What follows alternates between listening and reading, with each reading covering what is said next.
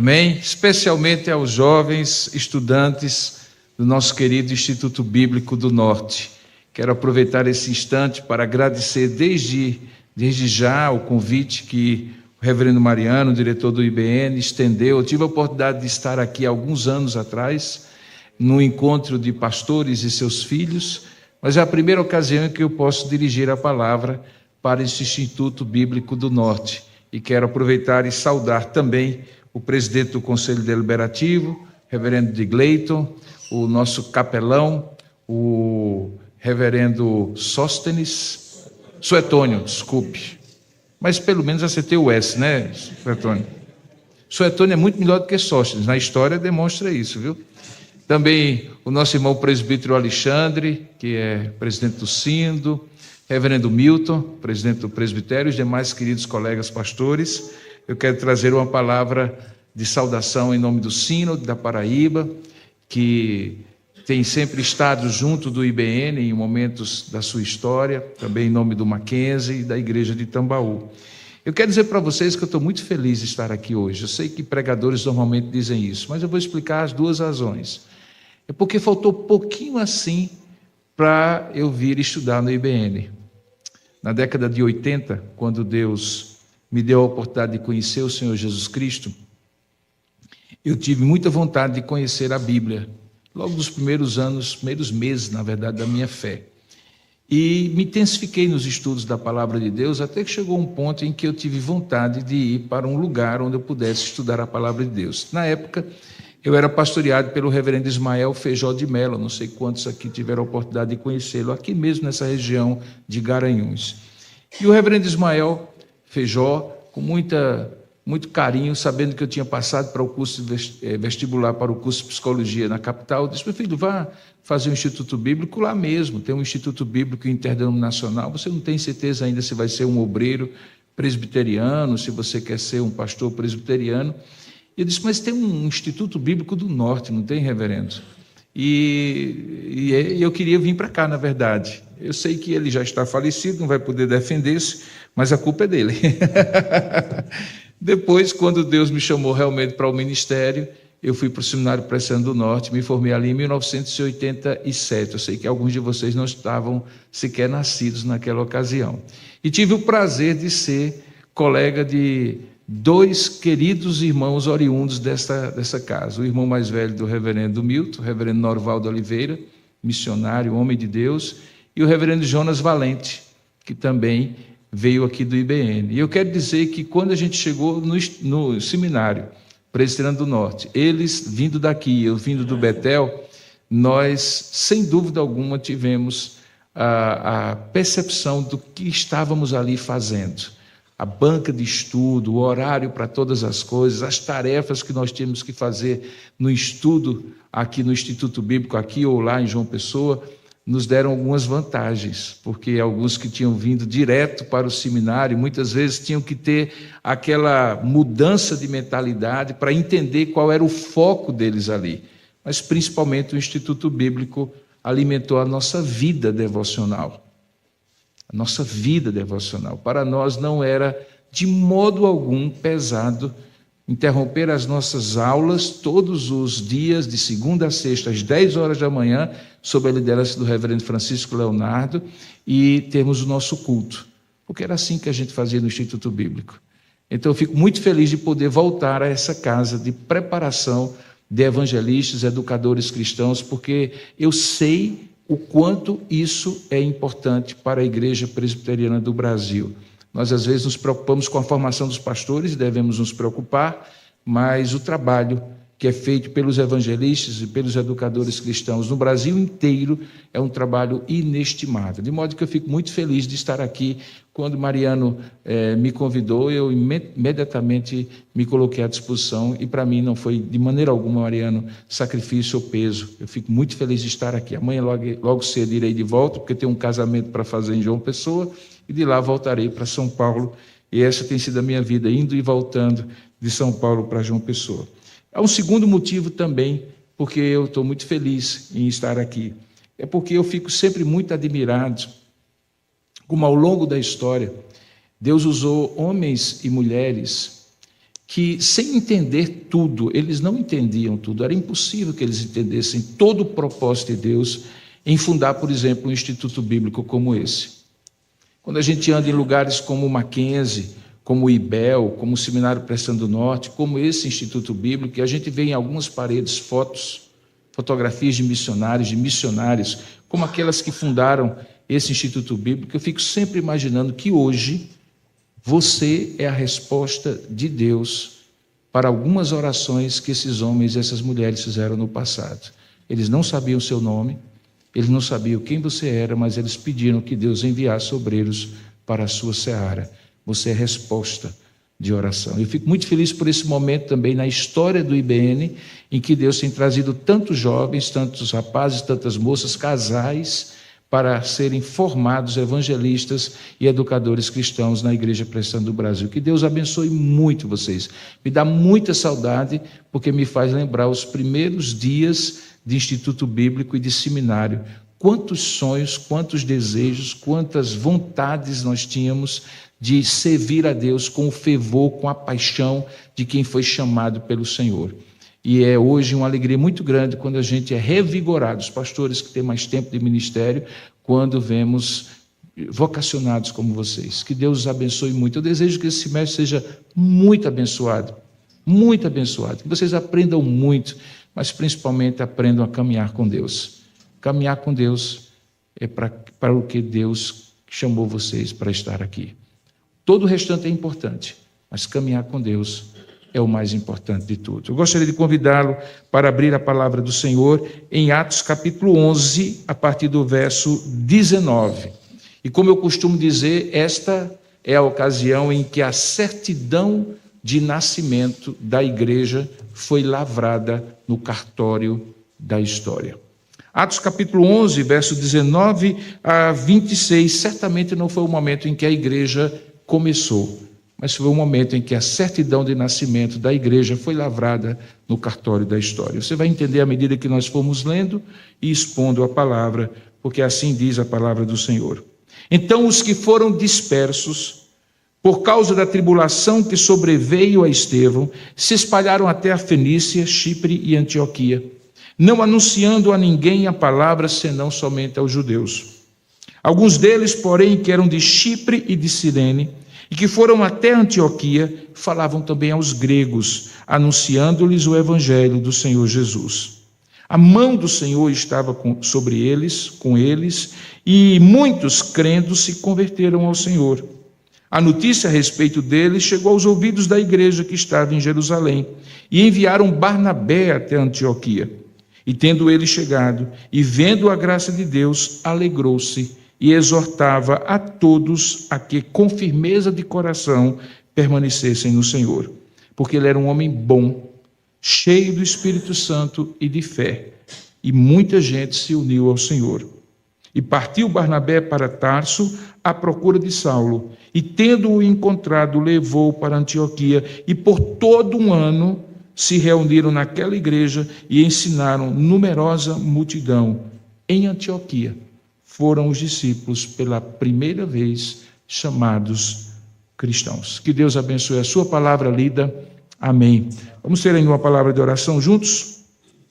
Ó Deus amado, rogamos sim, como teu servo orou, antes da leitura da tua palavra, que o teu Espírito ilumine a nossa mente, abra o nosso entendimento, Senhor, porque com a nossa razão e a nossa capacidade humana, certamente conseguiremos ir até um determinado ponto na interpretação da tua palavra, mas jamais ouviremos a tua voz se o teu Espírito não abrir o nosso entendimento, abrir os nossos ouvidos e tocar a nossa alma. Por isso, ó Deus, rogamos humildemente, fala conosco, dá-nos a clareza de que esta palavra inspirada pelo teu Espírito, iluminada por este mesmo Espírito, é luz para o nosso caminho, é lâmpada para os nossos pés, é a nossa regra de fé e prática. Fala conosco, Senhor, é o que nós oramos para te dar toda a honra, toda a glória e todo o louvor, em nome de Jesus. Amém e amém. Porque eu digo que esta ocasião é a ocasião em que no cartório da história, a escritura do nascimento da igreja foi lavrada. Porque, como nós sabemos, a igreja não nasce aqui.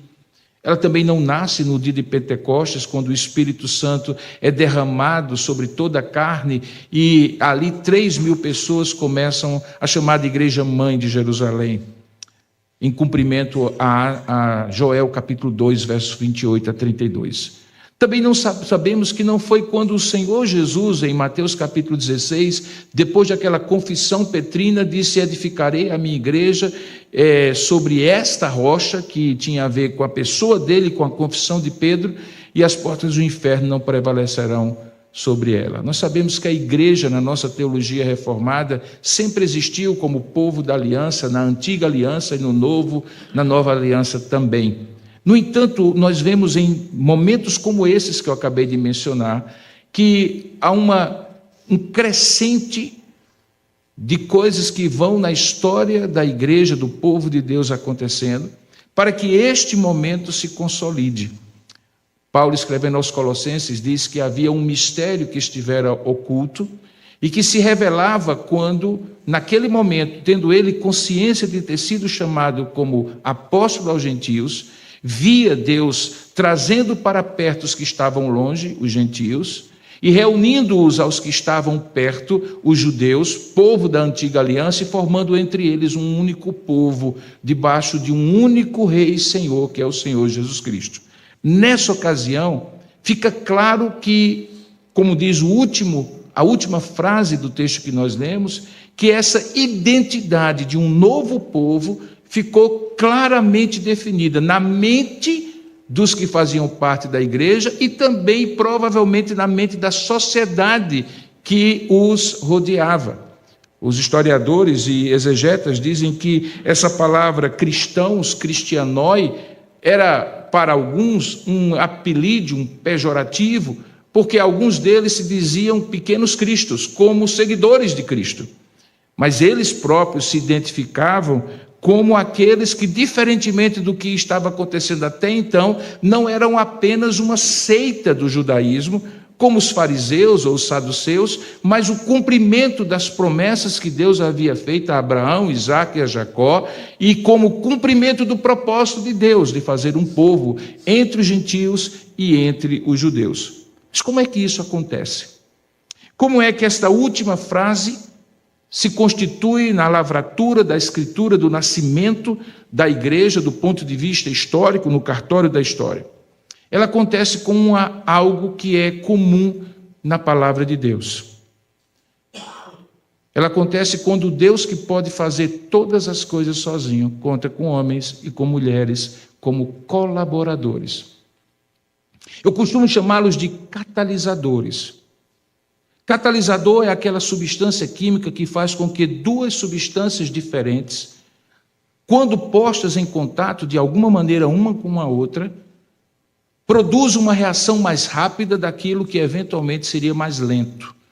Um catalisador é um acelerador de processos.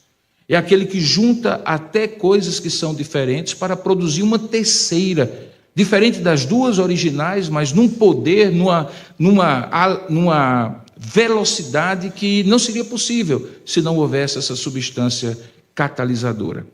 Na história, Deus usa homens e mulheres como catalisadores. Ele poderia fazer tudo sozinho, mas ele escolhe homens como seus colaboradores.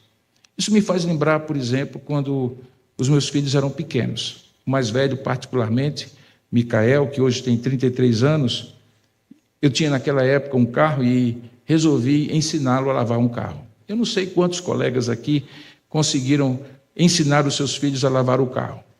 Mas eu tentei, confesso a você que eu tentei com muita persistência. E sempre acontecia o seguinte: está aqui o balde, está aqui a espuma, o sabão que tinha lá, que tinha que colocar, a esponja. Papai vai fazer isso aqui desse lado, você faz do outro lado. E a gente vai fazendo junto, de cima para baixo. Depois a gente vai enxaguar de cima para baixo, e aí a gente vai secar. As instruções estavam claras, e nós começávamos. E por um lado eu colocava o sabão, ele brincava com a bolha do outro lado, brincava com o balde, Começava pela roda, sujava a espuma, quando colocava em cima do vidro ficava aquela coisa borrada, eu ia lá, corrigia, dizia comece de cima para baixo, faça assim, lava a esponja. A instrução estava clara, ele ia fazer uma segunda vez.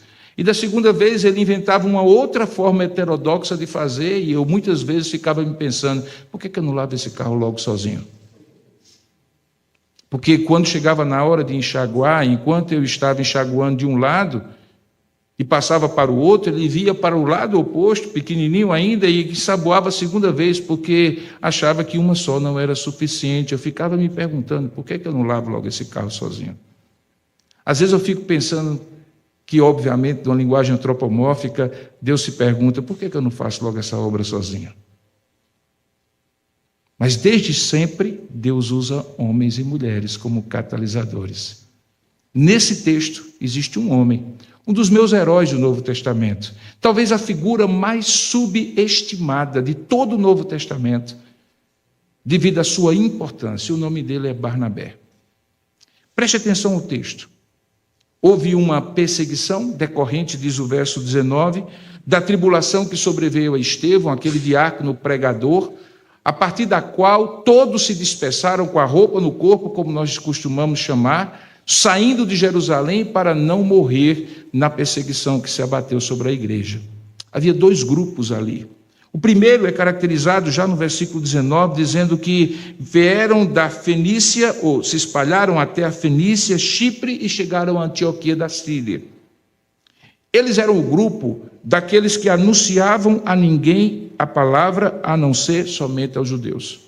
Eles tinham uma visão restrita de que Jesus, o Messias, era para os judeus, que ele de fato tinha sido o Messias dos judeus para os judeus, e portanto eles pregavam apenas para aqueles que eram judeus. Mas havia um segundo grupo, que está caracterizado no versículo 20.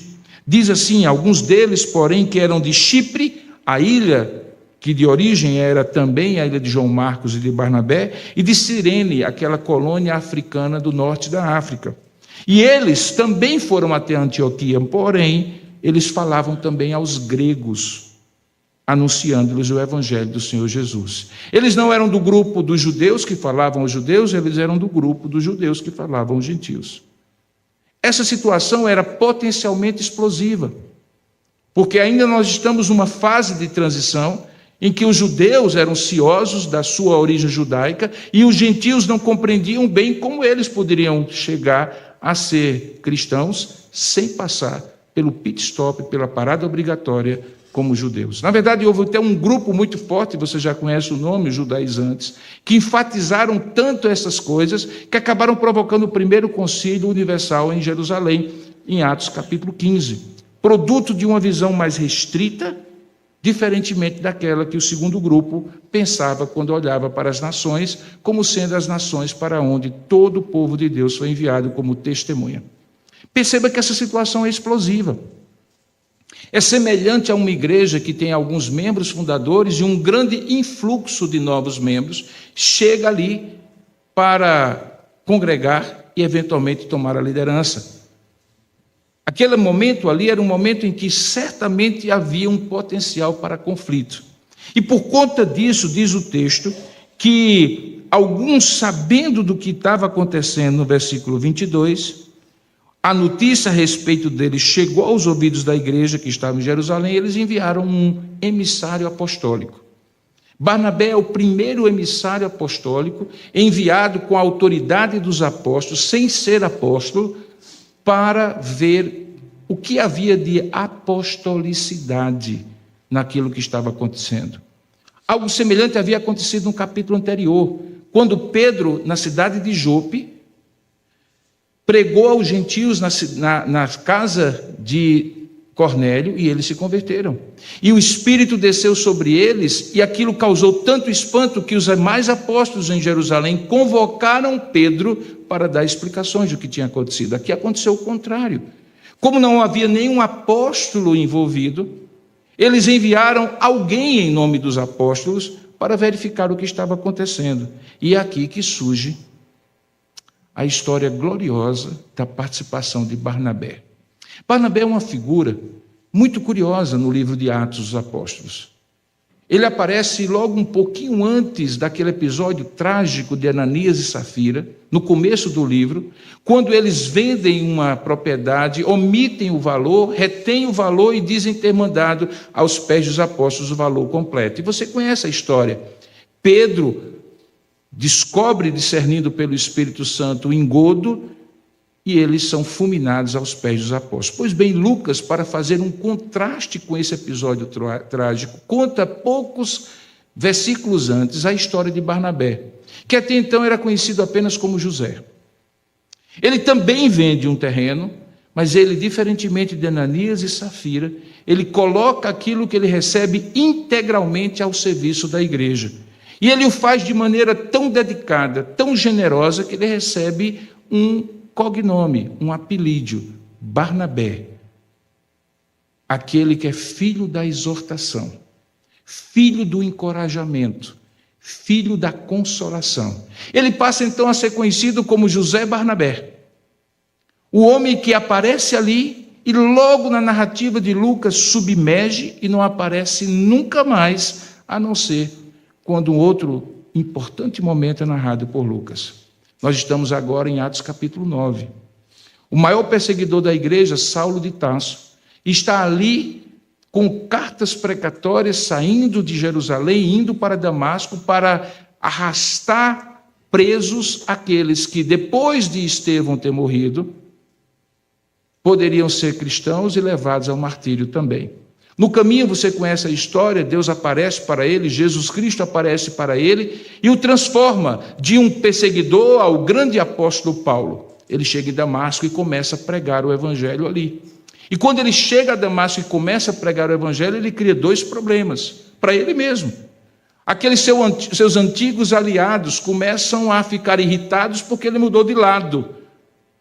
E aqueles que eram cristãos começaram a ficar desconfiados se aquela conversão era verdadeira mesmo, porque poderia ser um agente infiltrado.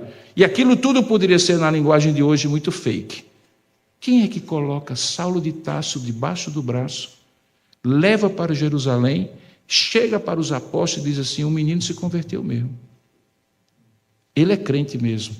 Agora ele é um cristão. Quem é? Barnabé. Barnabé entra na história novamente em Atos capítulo 9 e desaparece.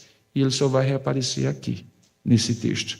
Você percebe que esse homem não é o grande protagonista. Na verdade, nem mesmo Paulo é o grande protagonista, porque o único protagonista da história da igreja é o próprio Jesus Cristo e a obra do Espírito Santo usando homens catalisadores. Mas ele também não é um coadjuvante qualquer. Talvez muitos de nós que estamos aqui começando os estudos bíblicos, teológicos, de missão e de ministério, queiramos ser sempre como o apóstolo Paulo. Eu também queria quando eu tinha 16 anos, 17 anos. Imagine se eu pudesse fazer 1% do que Paulo fez. Paulo é o grande herói do Novo Testamento, o homem que escreveu 13 das 27 cartas do Novo Testamento, pregador abençoado, sistematizador da fé, um homem que plantou igrejas em 3 continentes diferentes, o grande nome do Novo Testamento, depois, obviamente, do Senhor Jesus Cristo. Mas é aqui que aparece alguém tão ou mais importante do que Paulo, não como um homem para estar à frente, mas como um filho da exortação, do encorajamento, do apoio, um homem que é catalisador dos processos de Deus para que a igreja tivesse a identidade que ela passa a ter. Como é que esse homem é caracterizado no texto? Dê uma olhadinha. Diz o texto que ele era, no verso 24, um homem bom. A palavra bom aqui é a palavra generoso. Ele não é bom como Deus é bom, porque Deus, só ele é bom na essência. Ele é bom porque ele é alguém generoso. Ele vê graça, como diz o texto, quando todos veem problema. Veja que ele, na hora em que chega, diz o texto, que tendo ele chegado, no verso anterior, verso 23, ele viu a graça de Deus, onde todos viram um grande potencial de problemas, ele viu a graça de Deus. E ele viu a graça de Deus porque ele era gracioso e generoso. Ele era um homem bom. Mas ele também era um homem cheio do Espírito Santo. E quem é cheio do Espírito Santo consegue identificar a obra do Espírito Santo. Porque só um homem espiritual discerne as coisas do Espírito. Perceba que no versículo anterior dizia que a mão do Senhor estava com eles e muitos crendo se converteram ao Senhor. Olha, Deus é quem faz isso, o Espírito Santo é o grande catalisador da história da igreja.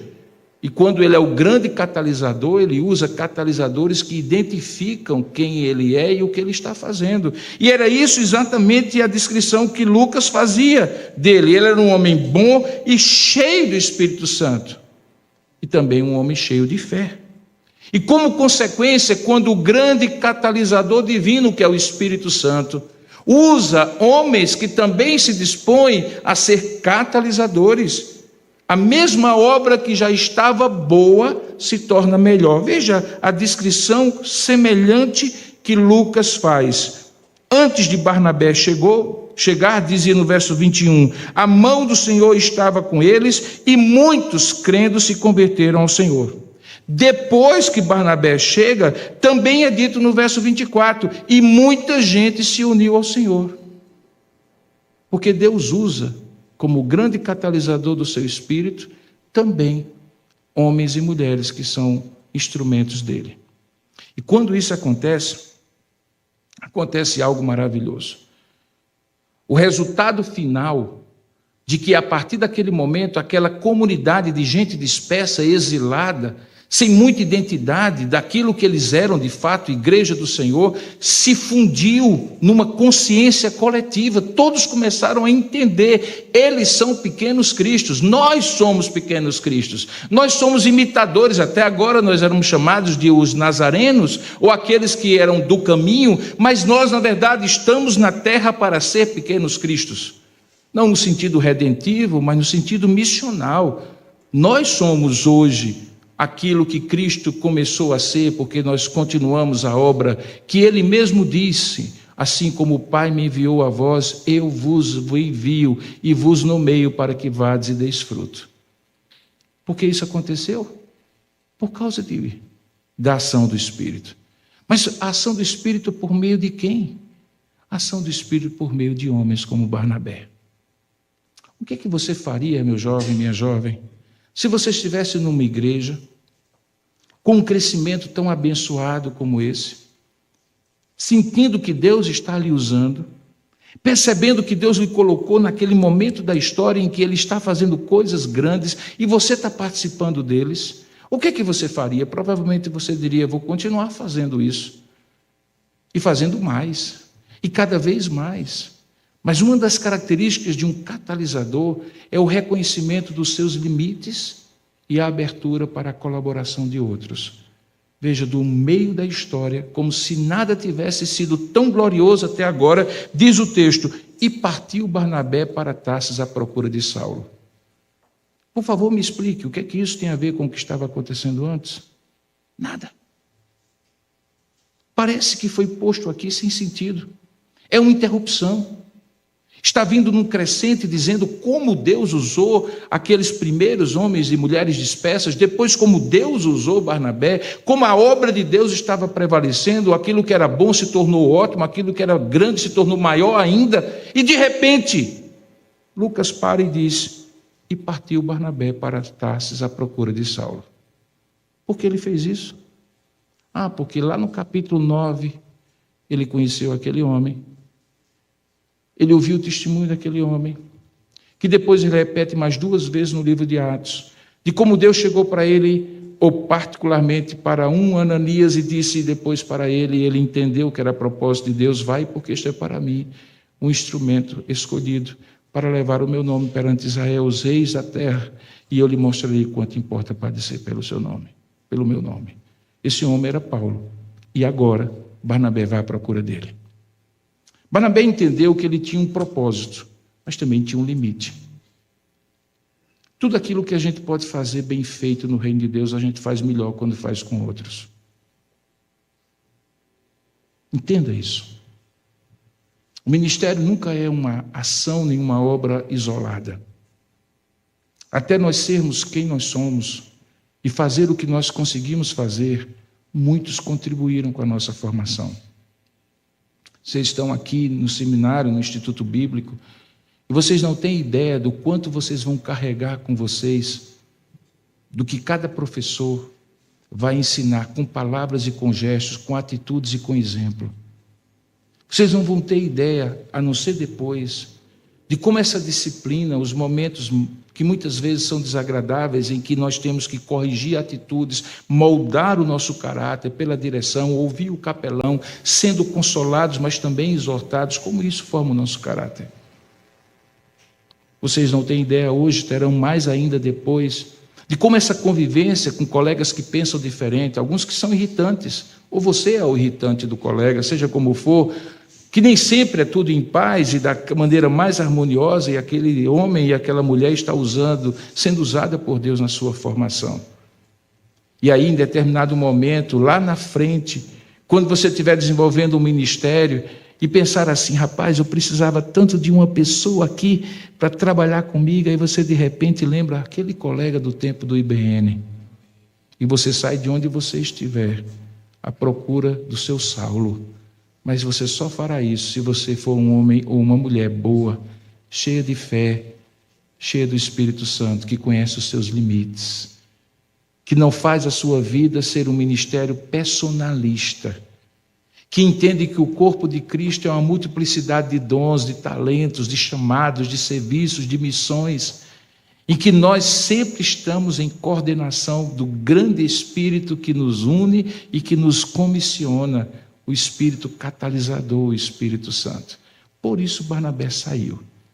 Ele saiu do sucesso de um ministério para buscar ajuda para que esse sucesso não se tornasse o fracasso de um homem só.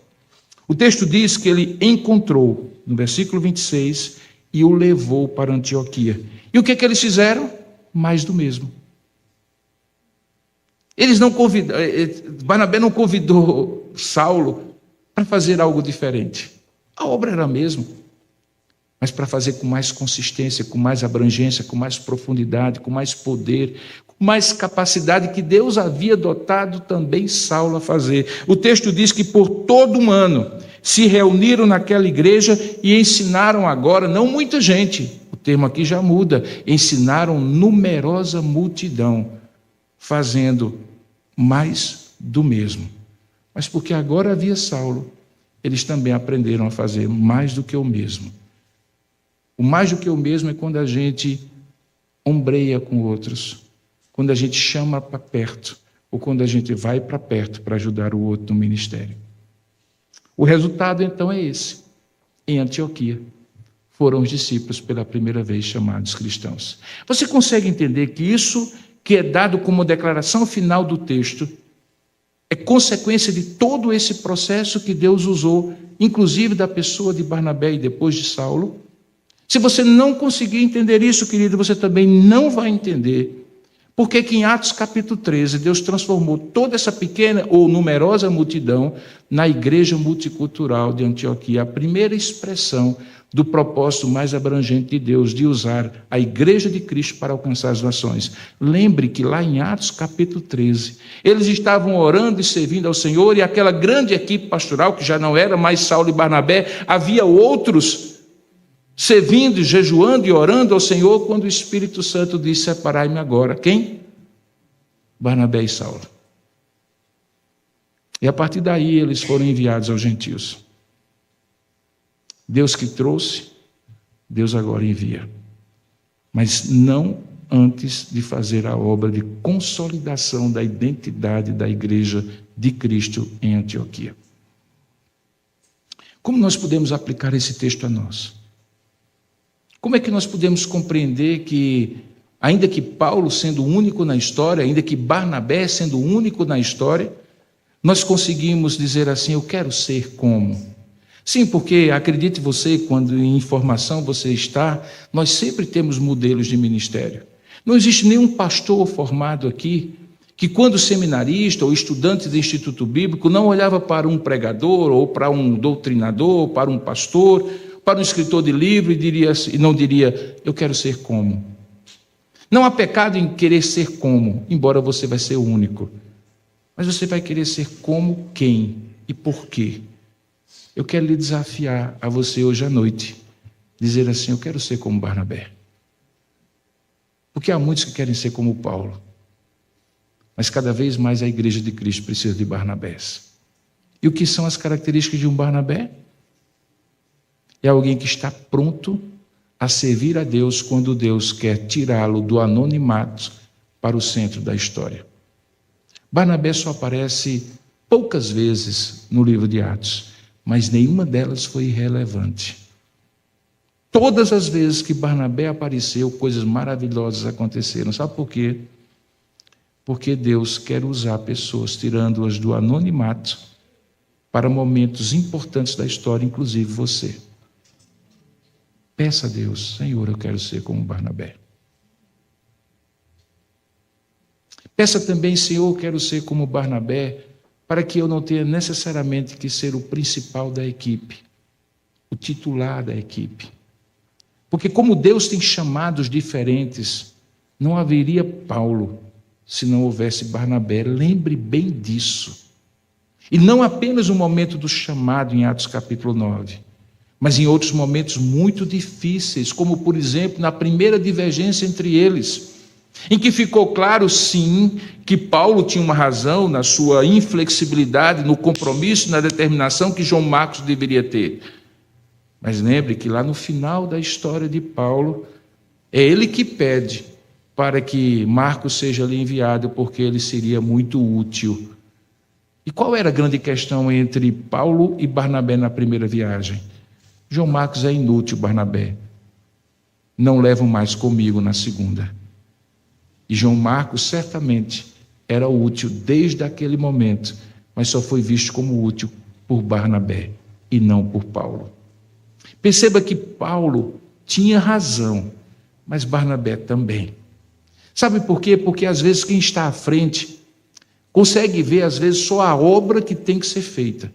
Mas um líder de suporte como Barnabé ele consegue ver as pessoas no potencial e no chamado que elas têm. Peça a Deus: Senhor, eu quero ser como Barnabé. Eu quero ver além daquilo que precisa ser feito. Eu quero ver as pessoas e investir nelas para que elas consigam atingir todo o potencial que Deus deu para elas. Seja como Barnabé. Peça a Deus: eu quero ser como Barnabé. Mas há uma terceira razão, que extrapola um pouco sim, o texto aqui. É que no começo da vida de Paulo e Barnabé, sempre era nessa ordem, Barnabé e Saulo. Até por uma questão de anterioridade. E anterioridade é importante. Mas em determinado momento, e particularmente no momento em que ficou claro que os dons de oratória e de retórica estavam sobre Paulo e não necessariamente sobre Barnabé, Barnabé não teve problema de passar a ser o segundo de Paulo. Talvez uma das coisas mais bonitas que eu já vi acontecer no ministério aconteceu na minha igreja de origem, Campina Grande. Eu mencionei o nome dele, reverendo Ismael Feijó de Mello. Aquela igreja em Campina Grande havia sido pastoreada pelo reverendo Ageu Lídio Pinto. Também não sei se muitos aqui já o conheciam, ou conheceram, pelo menos de nome. Ele foi pastor daquela igreja. Depois Deus o tirou e trouxe para o pastoreio o reverendo Ismael Feijó de Mello. E quando Ismael Feijó de Mello precisou de um auxiliar que conhecesse bem a igreja e que desse a ele todo o apoio, principalmente na grande virtude do reverendo Ageu, que era visitação, ele foi lá e buscou o reverendo Ageu para ser seu auxiliar, sem medo de ser feliz, sem medo da sombra ou da concorrência, porque entre eles havia se firmado uma amizade e um companheirismo únicos como eu vi em poucos. Paulo e Barnabé se tornaram amigos até quando eles divergiram. Jamais impediu de trabalharem juntos. Deixa eu dizer uma coisa para você: quando a gente é muito jovem, a gente tem tantas convicções e tantas certezas que a gente está disposto a rifar até os nossos relacionamentos. Mas à medida que o tempo vai passando na vida, a gente descobre que não é verdade que é melhor ficar em paz do que ter razão. Isso não é verdade. Mas em alguns momentos é importante que a gente valorize mais as pessoas do que os debates, mais as pessoas do que as razões, mais as pessoas do que as posições, sejam elas quais forem. Desde que elas não sejam contra a palavra de Deus, vale a pena viver em comunhão e cooperar com os outros. Queridos, eu gostaria de deixar com vocês esse texto e o grande desafio: peçam a Deus: Senhor, eu quero ser Barnabé. Porque é disso que a igreja precisa cada vez mais nos dias de hoje, a começar de vocês. Que Deus os abençoe. Amém. Curva sua cabeça por um instante. Eu não sei como Deus aplicou pelo seu Espírito essa palavra ao seu coração, mas eu gostaria de convidá-lo a comigo orar, dizendo assim: Senhor, eu quero ser Barnabé, no contexto, no aspecto, no recorte que o Senhor deseja fazer na minha vida. Eu que estou em formação, mas também eu que já sou formado, servo e obreiro do Senhor. Eu quero ser um Barnabé, na minha atitude mais interior e também no meu ministério que tu me deres. Eu quero ser como Barnabé. Ó Deus amado e querido Pai, diante do Senhor, cada um de nós está com o coração completamente desnudo, com as nossas motivações expostas, com os nossos pensamentos às claras, com as nossas atitudes completamente disponíveis diante de Ti. Não há como nos escondermos de Ti. E lá dentro da nossa alma, Pai, pulsa um coração que quer ser usado por Ti. Nenhum desses jovens, desses irmãos e irmãs está aqui, nenhum desses colegas pastores está aqui, porque é mais importante qualquer outra coisa na vida que não seja te servir. Todos nós estamos aqui porque ouvimos o Teu chamado para que te sirvamos no Teu reino. Mas das muitas coisas que precisamos aprender, ó Pai, é te pedir: Senhor, faça-nos Barnabés, filhos da exortação, do consolo, da admoestação, apoiadores. No contexto em que nós estivermos, livra-nos dos personalismos e nos permite, ó Deus, ser apenas e tão somente catalisadores no Teu reino. Aqueles que facilitam a ação da suprema graça do Teu Espírito que faz a obra acontecer. Ajuda-nos, ó Pai, e a cada um de nós a sermos catalisadores. É assim que nós te oramos em nome de Jesus. Amém e amém, queridos.